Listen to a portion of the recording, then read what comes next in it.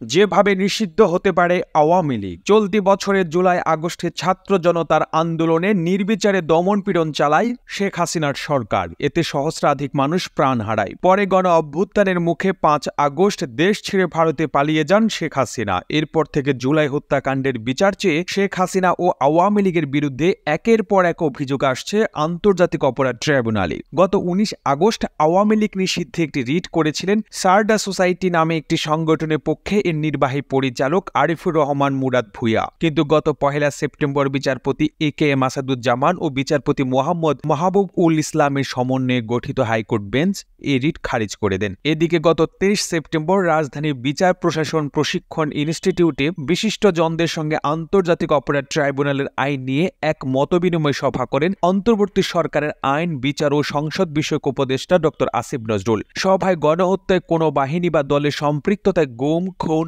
যৌন নির্যাতনকে মানবতা বিরোধী অপরাধ হিসেবে গণ্য করা ও জড়িত রাজনৈতিক দলকে ১০ বছর নিষিদ্ধ করা সহ ৮টি সংশোধনী প্রস্তাব করে আইন মন্ত্রণালয়। এদিকে গতকাল বৃহস্পতিবার বিষয়টি নিয়ে সাংবাদিক খালিদ মহিউদ্দিনের সঙ্গে কথা বলেন অন্তর্বর্তী সরকারের তথ্য ও সম্প্রচার উপদেষ্টা মোহাম্মদ নাহিদ ইসলাম।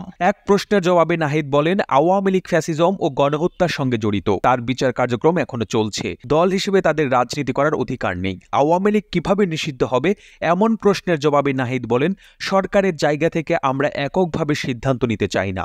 এসব জাতীয় বিষয়ে সিদ্ধান্ত নেওয়ার আগে অন্যান্য রাজনৈতিক দলগুলোর এই বিষয়ে মতামত নিয়ে সিদ্ধান্ত নেওয়া হবে। সব রাজনৈতিক দলগুলোর ঐক্যমত হলেই আওয়ামী লীগের রাজনীতি নিষিদ্ধ করা হবে। সম্প্রতি আইন উপদেষ্টা আসিফ নজরুল বলেছিলেন, রাজনৈতিক দল হিসেবে আওয়ামী লীগকে নিষিদ্ধ করা সমীচীন হবে না। প্রতিবেদনটি ভালো লেগে থাকলে আপনার ফেসবুকের টাইমলাইনে এখনই শেয়ার করুন। একই সঙ্গে বিশ্ব বাংলা ফেসবুক পেজ ও ইউটিউব চ্যানেলটিকে ফলো ও সাবস্ক্রাইব করুন। আর বাংলাদেশের কোন জেলা থেকে এই ভিডিওটি দেখছেন আমাদের কমেন্ট করে জানান।